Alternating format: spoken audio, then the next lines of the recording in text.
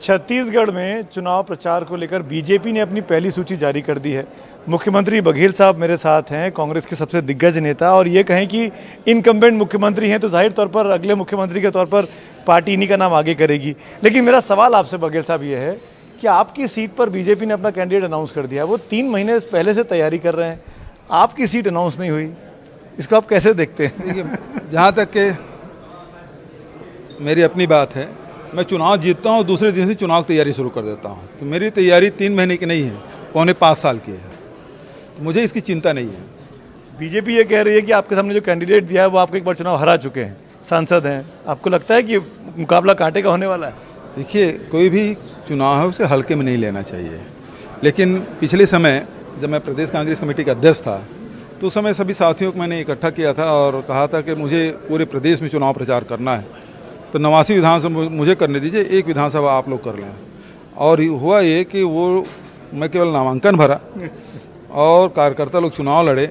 जब मैं लड़ता था उससे 3 गुना ज़्यादा वोट से जिताया मुझे। और इस समय भी मैं जाऊंगा अपने साथियों के बीच में और बात फिर से पूछूंगा और वो अपने कंधों में लेंगे। मैं समझता हूँ जितना जीते थे उससे 3 गुना वोट से जीतेंगे। तो ऐसे में अपने प्रतिद्वंदी के लिए आप क्या कहना चाहेंगे कि जो चुनावी मैदान में जिनका नाम आ चुका है विजय बघेल साहब के लिए, कि क्या वो कैसे लड़े, वो आपको कैसे हराए वो आपको?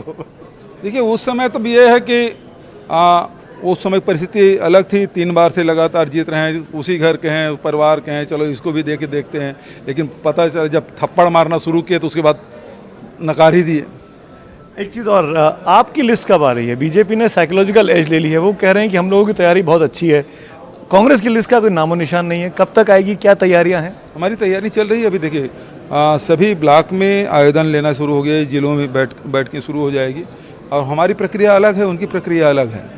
तो अभी उसके बाद 30 तारीख तक के सभी जिलों से अनुशंसा सहित सभी लोग जो आवेदक हैं उसके नाम आ जाएंगे। उसके बाद फिर हम लोग बैठेंगे, पीसीसी की बैठक होगी। कर्नाटक में कांग्रेस ने बहुत जल्दी नाम अनाउंस किए थे, पहली लिस्ट करीब 3-4-5 महीने पहले आ गई थी।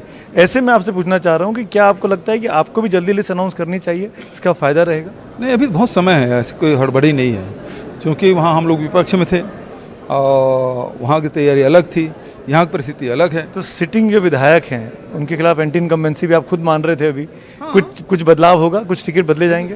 भाई ऐसा है, पार्टी तय करती है और मैं तो मुख्यमंत्री मतलब विधायक दल के नेता होने के नाते चाहूँगा कि सभी विधायक साथियों को टिकट मिले। लेकिन पार्टी अब उसमें समीक्षा भी करती है, सर्वे भी कराती है और पीसी की बैठक होगी, सीसी की बैठक होगी और उसमें हो सकता है कुछ साथी छूट जाएं। एक आखिरी मुद्दा और, अरविंद केजरीवाल भी छत्तीसगढ़ आ गए हैं, चुनाव प्रचार कर रहे हैं, आपको लगता है कि आपके पार्टी के वोट बैंक में डेंट मारेंगे, नुकसान करेंगे आम आदमी पार्टी? मुझे नहीं लगता कि कोई खास कर पाएंगे। क्यों आए फिर वो? अब वो उनसे पूछिए क्यों आए, मैं क्या बता सकता हूँ। नहीं, क्योंकि वो इंडिया अलायंस का हिस्सा है, फिर आप आपस में लड़ते हुए जाएंगे, बीजेपी को मौका देंगे? नहीं, जो अलायंस हो रहा है वो 2024 के लिए है, ये विधानसभा 2023 के लिए नहीं है, ऐसा मैं समझता हूँ। उनके आने से घबराहट तो नहीं है? पिछले समय भी लड़ चुके हैं साहब। बहुत बहुत शुक्रिया हमसे बात करने की, थैंक यू सो मच।